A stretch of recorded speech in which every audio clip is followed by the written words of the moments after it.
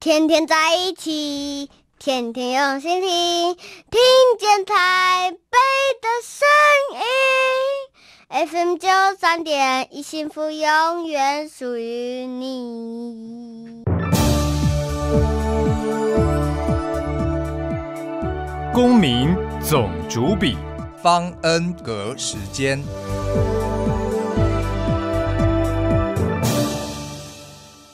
谁当家？谁当家？谁当家？你当家？谁当家？谁当家？谁当家？我当家。你当家？我当家。到底谁当家？你来当家。Welcome to Residence Messenger on Taipei Broadcasting Station. I'm your host, Ross Darrell Feingold. Our guest today is Tony Guoshu Wang from Shijian University, Shijian Daxue in Dazhi, where I also teach a class in the interest of full disclosure.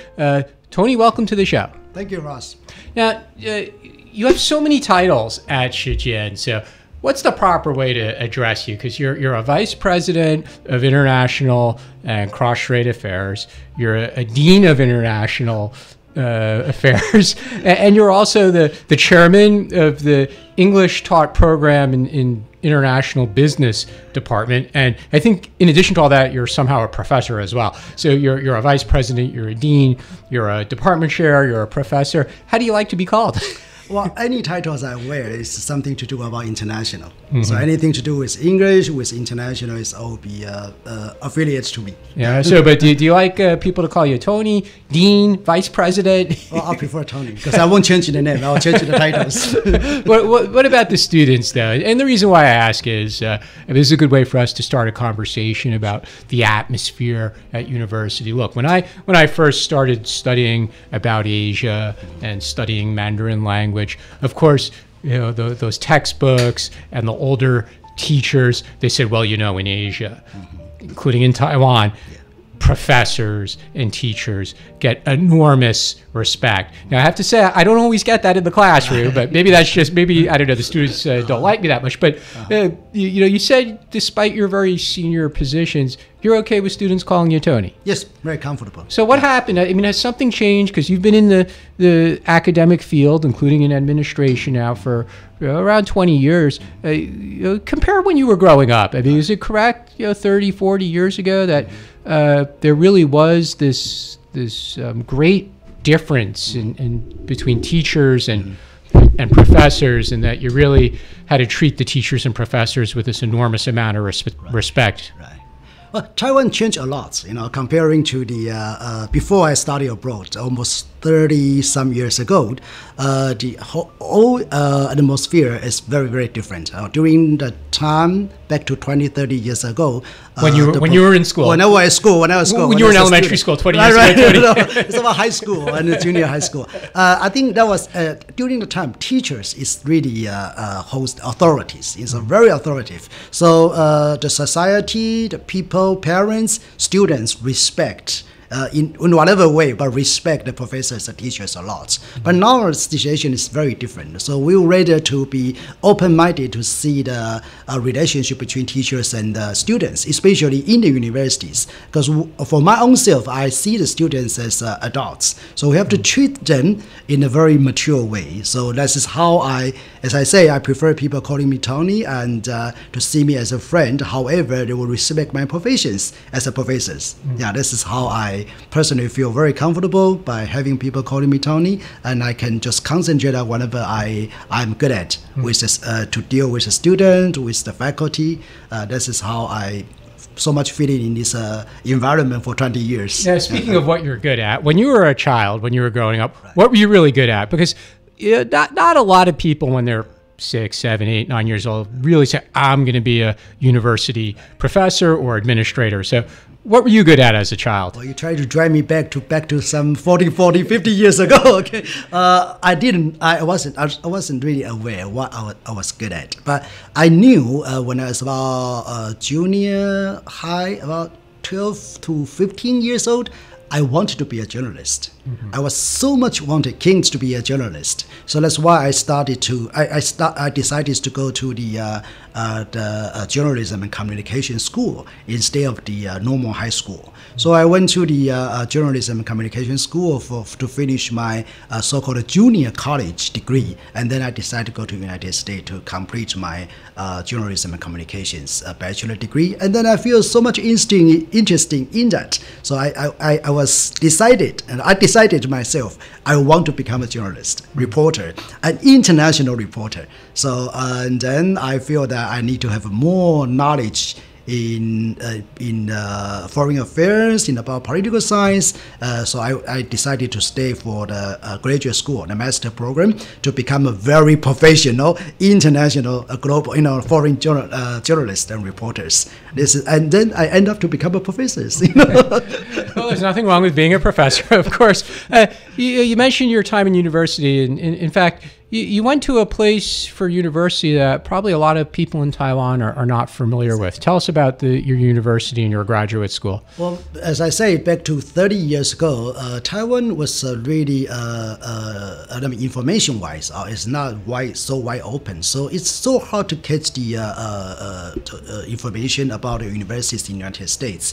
But I think 30, 40 years ago, going to the United States for the further education seems to be the only option for most of the students who tended to study abroad. And I was thinking, because I didn't plan to study abroad at the time as well, because of family issues, so I was thrown out to the United States when I was 19 years old. And I didn't want to go to the cities with full of Chinese people, like New York, like LA, San Francisco. So I wanted to go somewhere where it be very American. So I decided to go to somewhere is more like American atmosphere environment. So I chose to go to Pittsburgh. During that time, Pittsburgh, there were very few. There were very few Taiwanese Chinese, or even Asian. I remember during 1980s. China, the people in China were not even allowed to study abroad freely. So I probably was one of the few people able to speak Chinese in the town. So I feel very comfortable and confident, and that also throw me into the environment to push myself to speed up speaking English with to survive. So how many years did you spend in Pittsburgh area? I would say 4 years in Pittsburgh, another 1 year in a small town near Pittsburgh called Indiana, Pennsylvania, Pennsylvania, and then I spent another 2.5 years in Washington, D.C. What do you remember most about living in the Pittsburgh area? Again, back to 30 years ago, I knew because before I went there, I studied about Pittsburgh. I knew it was a city well known with its steel, right? It's a very industrial city. So when I first arrived Pittsburgh, what impressed me the most is the buildings. You feel this is the so-called powerful industrial nation, industrial country look like, right? So it's quite stunning, right? But I haven't been back till 2-3 years ago. So almost 20 some years after I graduated from Pittsburgh and been back there again. So within these 20 some years, I feel that Pittsburgh didn't change much. But I think the people change a lot, because I knew the city is trying to revitalize, from a sunset industry into a very renovative or kind of a new industrial, a high-tech city. So I see a little bit change, but however, I don't feel like Pittsburgh is being whatever I have in my memory, because as I say, 20-30 years ago, looking at the buildings is very stunning, very shock to me. But now, because I've been 20 some years of experiences traveling abroad and seeing the change of Taiwan, and I wasn't just surprised to see the city of Pittsburgh. Did you become a sports fan while you were there? Did you follow the go to the Steelers or the Pirates? Yeah. I mean, the first or the time Penguins? I've been with the impressed about the sports. First time I was so impressed to see the sports could be a business was in Pittsburgh. The Steel, the Pirates, that was really surprised me because I've never seen such a massive audiences in a stadium, in the stadium. And before I didn't have any chance what stadium is. The stadium, the term, the word stadium didn't mean anything to me before I went to the United States because I have never that experiences when I was in Taiwan, right? So everything is so new and so fresh to me. But did you find it was a way for you to connect with the locals if you could talk about the Steelers or the Pirates?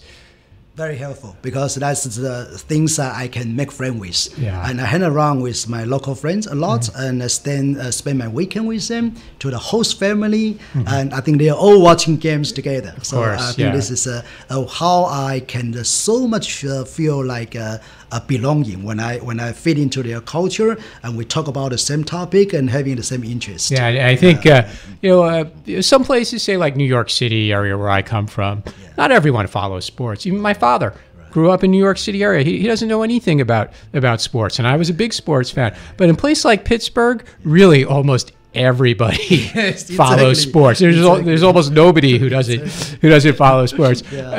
Indiana University in Pennsylvania. Do you have a lot of trouble explaining to people in Taiwan that it's not the university in Indiana? It's not Indiana State. Right. Yeah, it gave me a very good chance to practice how to explain the university to the others. Yeah. But the reason I chose to go to the Indiana University in Pennsylvania was because I really didn't want to stay for my graduate school.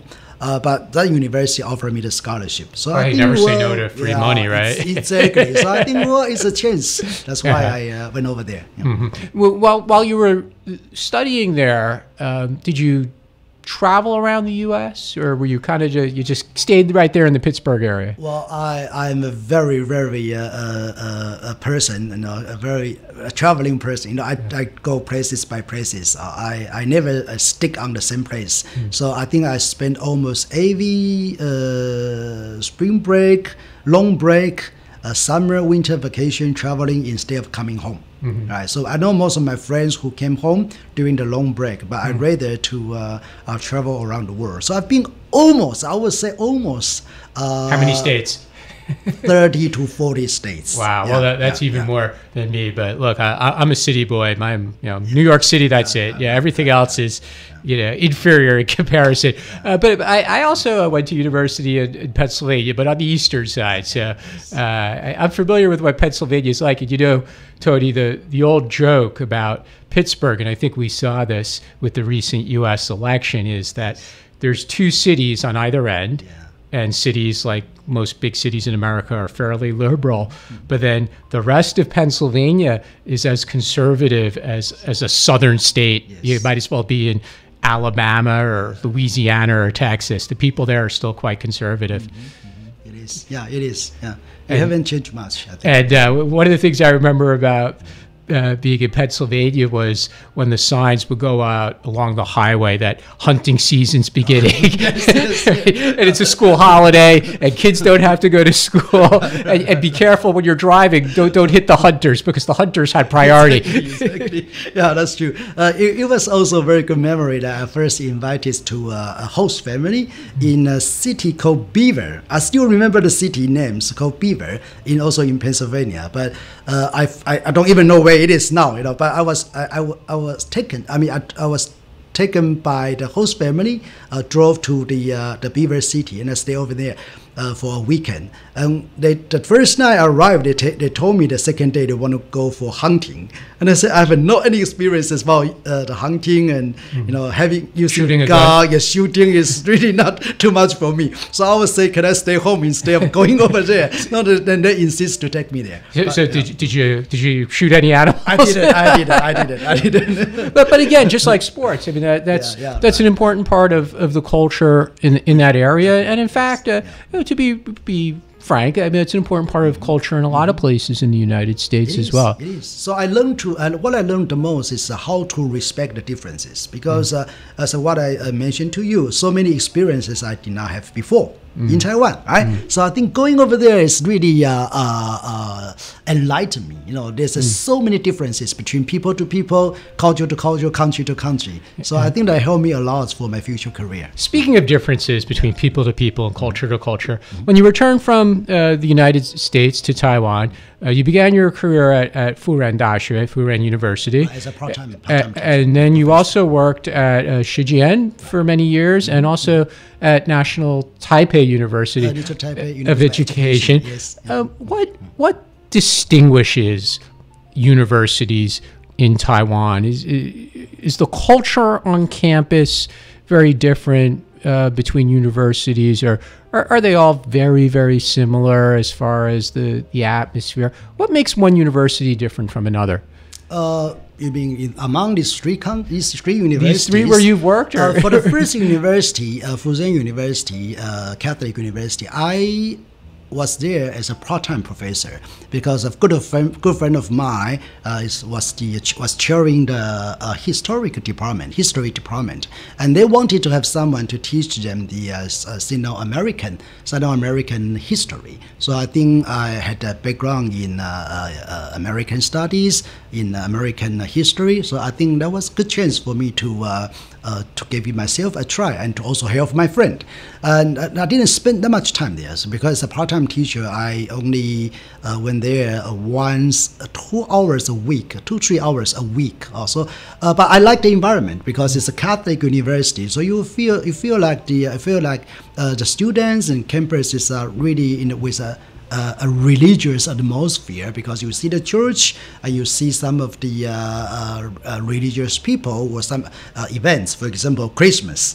That is the whole campus is a big deal, right? So I think religion, Catholics really influence the image and also the culture for the campus. I enjoyed that very much, but because as I say, I was a part-time, I didn't spend much time there, so it's probably not fair to make any judgment. But for these two other universities, for National University of Taipei University of Education, which is a national university, and the one I've been working with 20 years and now return back here again is a private university, Shijian University. So the main differences between the national one and the private one you see is people in, or say professors. Professors in national university seems to be more aiming on the research, teaching for their own selves, not for their own professions, their own good, or their own career. But professors in the private university seems to be more busy at engaging with the students, engage with the several administrations or several things other than the teaching jobs. So that's the major differences. And for students, there are not much differences. It's about universities in Taiwan. I think all students are about the same. So whether you're walking around campus at a university in Taipei or Taichung or Kaohsiung or elsewhere, you could be talking to a group of students at one place or the other, and you'd say that their outlook on life or their maturity is all going to be similar. Because of the Taipei is so afraid from other cities. Also, you will still the differences, the way they dress, the way they talk, and I still feel the differences between the students in Taipei and the other cities. And they are busy at their own jobs, part-time jobs, at their own events and activities. You mean in the big city? In the big cities, yeah. And in the ones that are more in the countryside, is it a bit more laid back? Right. They probably will spend more time in campus, hanging out with classmates, with professors. Taiwan friends have told me that there used to be a saying among Taiwan people that universities in Taiwan are hard to get into but easy to get out, because the exam process to get into a university, especially the more prestigious universities, is so challenging. But once you're there, once you're on campus, some of the professors are not so tough. Maybe the professors are busy. You said at the national universities, they're busy with their research. Some of the classes are taught by teaching assistants. The message or the feeling they gave me was that at some of the bigger universities, even the ones that are highly regarded, we won't mention any names, but its name starts with N and there's a T in the middle, it's actually not that hard to just get an average grade. You don't have to put in a lot of effort, but you could still get an okay grade. Is that fair to say? It's hard to get in, but easy to get out? Well, it's not hard to get in now because it's almost 110% of the enrollment rates in the universities. Too many universities, and it's getting less and less students. So I think getting to the university and entering the university is no longer a difficult issue. Even the ones that in the public image are still prestigious. Yeah, there's still some department in the prestigious universities. Can hardly find students, right? Well, hopefully, at least the schools that have medicine departments, medical faculties, hopefully that one's still hard to get into. Well, that one could be still very challenging. I hope so. Because some many parents were expecting their children going to become doctors. Yeah, sure. So that's still quite a challenging department to entering. But I think easy to get out is really vary from professors to professors, university to universities. From my experiences, we will see there are two schools of the professors or the administrators in the universities in Taiwan.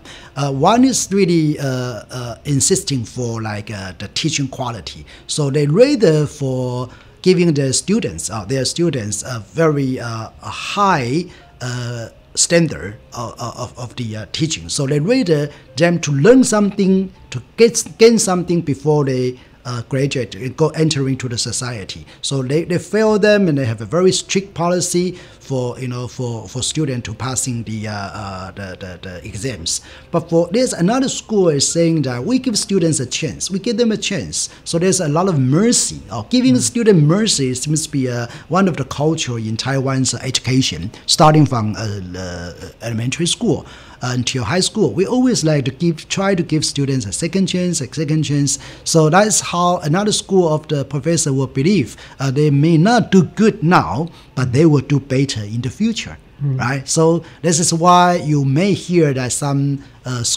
universities is easy to get out. But that sounds like a big change. We were talking earlier in the show about how previously there was this image of scholars, teachers being high up and you had to follow what they do, and maybe the teachers were very, very strict. But it's from what you just described, it sounds like that the teachers, the professors, have really, as we say in English, mellowed out a lot. Is that an accurate statement? Yes and no. It really varies from university to universities. But as I mentioned to you earlier, the university head officers or the professors, they used to have a very, very powerful, authorities in hands. So whatever they decide, whatever they do, people follow. Right? But now the society is very different now. It's very democratic, very open. So every professors counts. All right? Every words they say count. So even though the leaders, the officers for the universities try to make some policies, but they still need to open for the committee meetings or whatever. Even though university president has some rights to make decision, but the older decision has been agreed by the majority. So if you want to open up the issue for discussion, you will hear a lot of voices. Well, you know what I always tell my students, Tony, is I point to the door and I say, out there is a democracy, but in this classroom, it is not a democracy. Exactly. I'm the dictator. That's what I say in the classroom. And then the next thing I tell them is, whatever I say in the classroom, it stays in the classroom. Yes. Don't go repeat it outside. Right. I think you cut into very good points. Is a professor like you, coming from different culture, different background, different countries. What we want you is something you are good at. So we are not trying to bring good professors here and doing everything as what we said. So we expect our students to to see more differences, to see to value whatever the best from whatever professors, whoever professors who from their countries. So that's why I rather to be more open. For my own lead style, I rather to make the universities more autonomous, making everybody's voice heard, especially professors. Yeah. How do students in Taiwan or their families evaluate the quality of the faculty when they're considering which university to go to? So when they're finishing high school and they're going through the process, or do they just pick the school and the department that's the best one and they don't even consider the quality or the experience of the professors, or do they actually do consider that? Do parents and students really say, well, who's on the faculty of the business department or the political science department? Do they look at that? Because in America, that's very common to look at that. Yes. In Taiwan, I think the ranking of the university, it can be a stereotype. Some universities has been always on number one, number two, top one, top two. It's been like a stereotype. But I think these few years, I think the parents change as well. They were all more willing to hear their children's voice, to see whatever serve the best for their children. So from time to time, I will receive phone calls from parents telling us that their children insist to choose our university, for example, design school, instead of going to the more higher ranking universities. And they wanted to follow their hearts. They will expect their children be happy for their own study, but they have some concern. They will have some concern that if the university can provide the best educational quality, educational contents for their children. So we have to do a lot of work to try to convince the parents and some students as well that we may not be the number one ranking university in general in Taiwan, but if you are interested in some professions, we ensure you will have something very good at it. And you certainly will come to the right places if you are really, really interested in that special subjects. Sounds like you have to be a salesman. Well, in a sense, thank you for reminding me. I feel like I'm more like a salesman now because I need to talk to parents and the children. The students quite a lot. The prospective students, right? So, for example, March and April is our busiest month because so many parents and students are deciding where to stay, where to study. So they will go for different universities they are interested in and to hear for whatever they introduce. So we've been holding several information sessions in these 2 months. Do you go on the road as well? Do you travel throughout Taiwan during that period and say, if you're thinking of a university, come to my university? I did that before, but as I just returned back to this position this semester, so I didn't get a chance to schedule for that. But before, when I first opened these 2 new program, English talk program, whole English programs, I did travel from city to cities to aiming for those high schools who are more emphasizing on the so-called international education. You mentioned earlier your time at Furen, and that was a Catholic university, and it had some influence. You were briefly at National Taipei University of Education. What's unique about the schools in Taiwan the universities that still aim to teach teachers, right? Everyone knows like Shida, normal university. Why is it called normal? Because that's an old-fashioned word for training teachers, right? Old-fashioned American word. Some universities in Taiwan still have it. National Taipei University of Education. Is there something special about those schools? They're trying to train teachers. Why can't any university just have a Department of Education? Exactly. Yeah, I think many universities in Taiwan are getting more and more job-oriented. So what they care about most is if the students can get a job, all right? You mentioned about teaching jobs, and because of the children, I mean the birth rate is declining now. So teaching jobs, teachers. the demand of the teacher is declining as well. So many so-called normal university or educational university that's supposed to provide society enough good quality teachers, but because of the job opportunities declines, so though they don't get the jobs. So the university want to survive themselves, because especially those so-called national university, they have a lot of criterion to match to report to the Ministry of Education, to the governments. So without giving students jobs, a chance for finding the jobs, they need to start thinking about to change the subject in education than anything something else. So you will find some university, normal university, educational university, they start open the business and management, cultural renovation, or sport, leisure, or whatever. Just for like a survival, university survival and also for students survival. Well, we're going to take a short break, but when we come back, we'll talk some more about how universities in Taiwan survived given the falling birth rate and the shrinking number of students. You're listening to Residence Messenger on Taipei Broadcasting Station.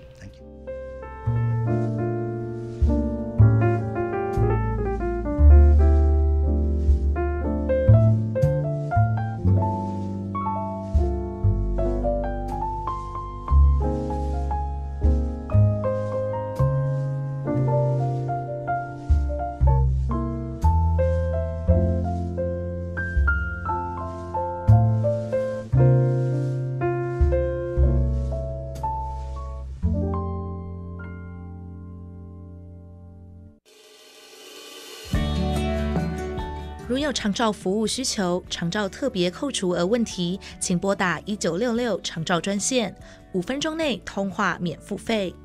一通电话让长期照顾管理专员协助申请长期照顾服务及解答长期照顾特别扣除额相关问题。以上内容由台北市政府卫生局提供。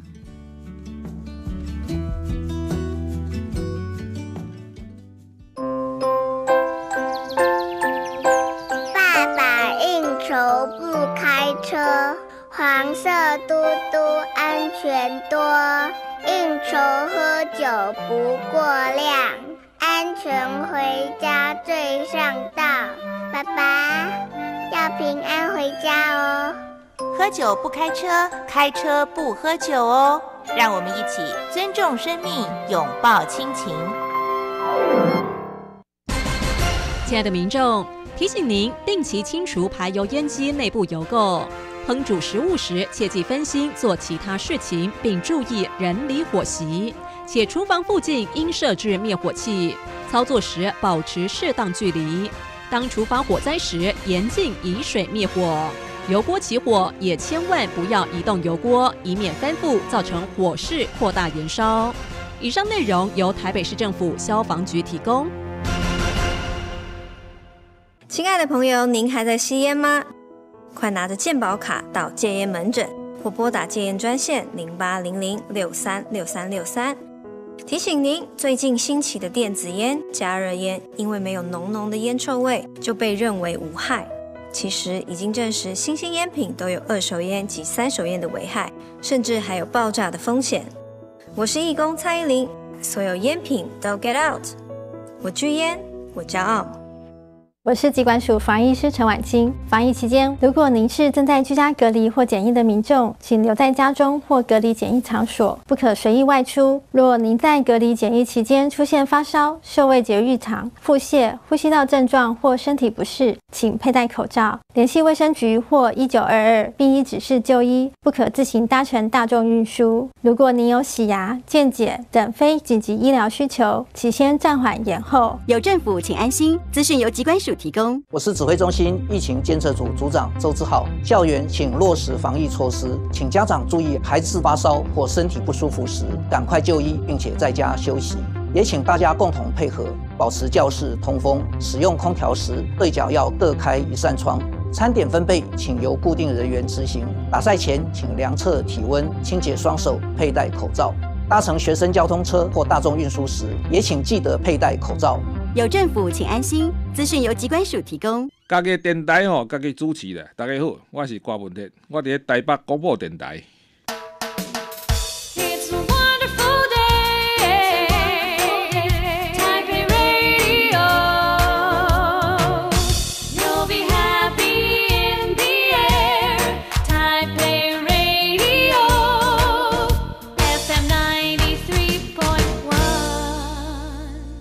谁当家？谁当家？谁当家？你当家？谁当家？谁当家？谁当家？当家？我当家。你当家？我当家。我当家。到底谁当家？你来当家。Residence Messenger, our guest today is Dean and Vice President and Professor and Department Chair Tony Guo Shu Wang from Shijian University in Dazhi. Dean Tony, I like to call you Dean Tony. Thank you. I don't know, Dean just sounds, it just sounds cooler than Vice President. You know, companies have lots of vice presidents. I used to work at a bank with 100,000 employees. There were 10,000 vice presidents. Exactly. It's not that special. But Dean, that's a special title. So Thank you. I like to call you Dean Tony. Okay. So you briefly mentioned launching new programs at universities, and you were heavily involved in launching the program where I teach at Shijian, the English Taught program in international business. What are the challenges, the bureaucratic hurdles, the financial challenges, resources challenges with launching a completely new degree program at a university in Taiwan? Well, first of all, I would like to share with you and all of our audiences that we need to see the change of the society, because education, higher education, seems to be quite like sticking on the back to 100 years ago. So back to what we first talked about, how I felt about Americans' educations. One thing surprised me most was there were so many different departments I have never heard about. But when I was in Taiwan, there's only like a business department and the psychology department. There's very, very narrow, limited choices. And we never heard about things like life science or whatever, hospitality before. I mean, now it's very common now. So I decided, when I became the chair and the dean of the universities, I think we need to see what this society really needs. So the function of the university, the responsibility of the higher education, supposed to be provides the best talents to this society. So that's how I decided to convince our chairman of the board and our officers to make some change, to have a new, launching some new programs. So because Taiwan, as an island nation, we need talents who are able to reach out. So going international, going global seems to be the only way to make our countries sustainable and make individual career sustainable as well. So that's why I try to integrate what university has into the very new program. However, it seems to be like new, but it's actually an integration. So we invite professors from English department, professors from business department, from marketing department, putting it all together to become an English taught program, a whole English teaching program in international business, right? That give the students who are so keen to study in Taiwan. Almost every university has an international business department. I don't know if you heard about that. Hundreds years ago, in my experience, there used to be it was very common to have something called like international trade, like Maui, But when I was going to university in the United States, like there's no such a thing. No such thing. Of course, there was management or economics, but never heard of trade. Right. But then when I got here and I found this, I asked people, what did you study? They said, I majored in international trade. Okay, that makes sense because Taiwan's it was a manufacturing powerhouse, right? It was an exporter. Right. So I guess people want to spend 4 years in university learning about a bill of lading and things like that. Yeah. So for like trying to integrating, there's always a lot of obstacles and difficulties among the peers and colleagues. So after I formed the international business, it went quite well. That means when I say it went quite well, is we received quite a lot of recognition from the students, from the parents. That convinced me that this society, in Taiwan, the society needs the talents, need the global talents. So that gave me a very good confidence by launching another new program called Smart Service Management. Okay, so Smart Service Management is integrating 3 different specialties. Smart, we already refer to AI, information science, or some high-tech skills. And services, which is the more for like refer to hospitality measures and management is the traditional one. So again, in Taiwan, we are so proud of our own AI, our high techs. So it's really we need to giving our younger generation realizing that whatever we are good at, how we can apply it into our real life, into our business, into the country's future developments. So I just newly launched this new program last year, and I was surprisingly to hear such a positive response from the parents. So we have quite good numbers of students enrolling and try to join these programs. So you mentioned about the difficulty. It's really difficult.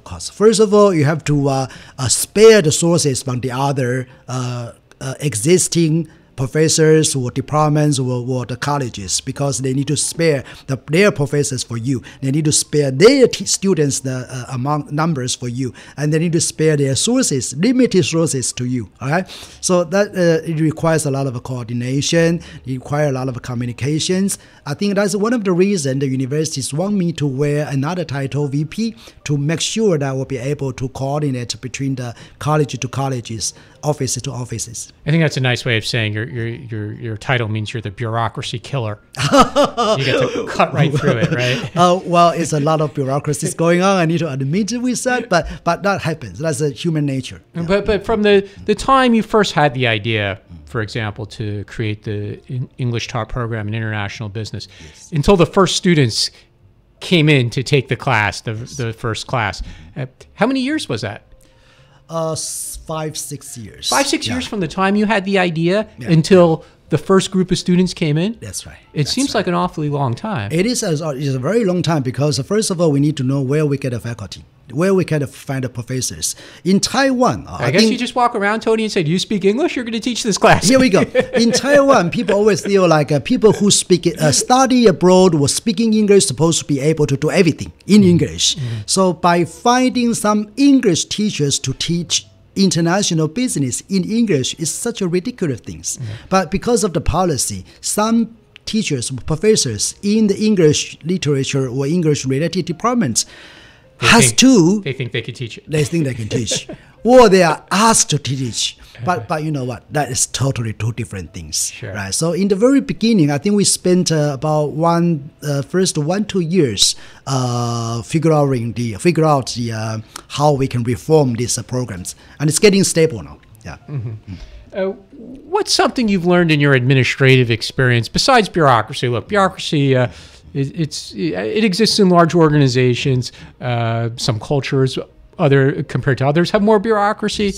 But other than bureaucracy, what's something that you learned as an administrator that people who don't work in education and universities would be really surprised to know goes on behind the scenes in the administration of a university? I think what I learned the most from being the administrators for almost 20 years is being patient.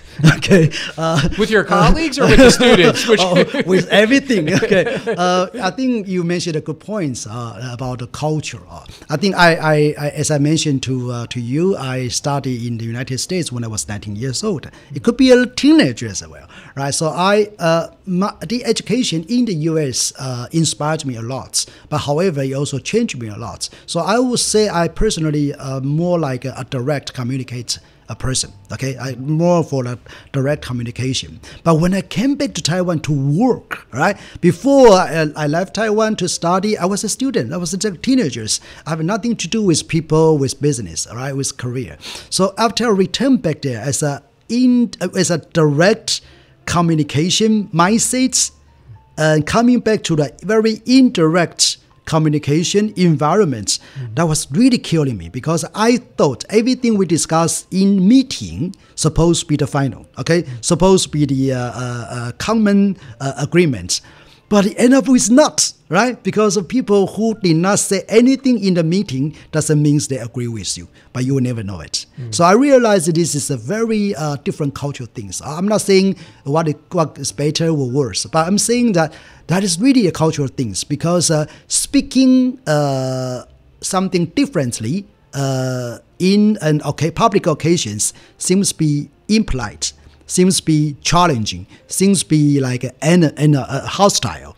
So that I learned from people is that before the meeting, I need to under table or go privately to communicate, to talk, to discuss with some certain people for a long time. As I say, preparing 5 to 6 years for one new program is quite normal. And you have to be happy. You have to be glad that at least it's done. Right? At least it's done. So many things, no matter how many years you have been work for, but you end up with nothing.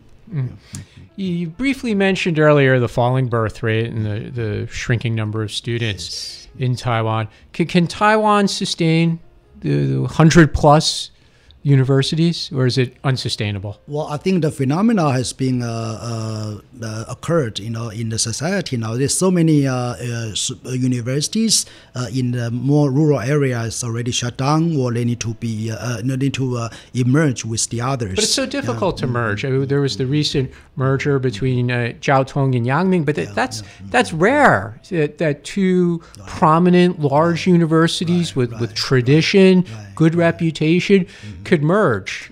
Well, Jiao Tong and Yangming may not be the best case to explain about a low birth rate. I think this is two very distinguished universities. They have their own strengths. But I'm talking about some private universities, the colleges, they shut down due to the low birth rate. It's been occurred in several counties and cities, right? That is continuing happening, right? This kind of issues will be existing for quite a few years. Do you anticipate more mergers, though, or just more closures? I think there will be more closures, because every university, they need at least 3,000 to 5,000 students, number of the students to survive. For across all 4 years, or every incoming class? Incoming. One incoming class, they need 3,000? No, for all 4 classes. All 4 classes, yeah. And it will require at least 3,000 to 5,000 students to be financially survive. So I think getting more and more universities are considering their next steps. Is foreign students the answer, or let's be frank, you can never have that many foreign students in Taiwan? Exactly. And for sometimes I feel like my friends and colleagues are quite naive by attracting the foreign students here. Foreign students not coming here without any reason. If had not any effort or not any enough good preparation for the so-called international learning environments, you won't get a good or serious foreign students coming here, right? So I think it could be one of the answer, but it depends on how we prepare for that possible solutions, right? So I think the best solution is start thinking about how to make the universities, especially the private universities, being more flexibly operates their own universities. So far, no matter national university or private university, is still pretty much regulated by the Ministry of Education with a very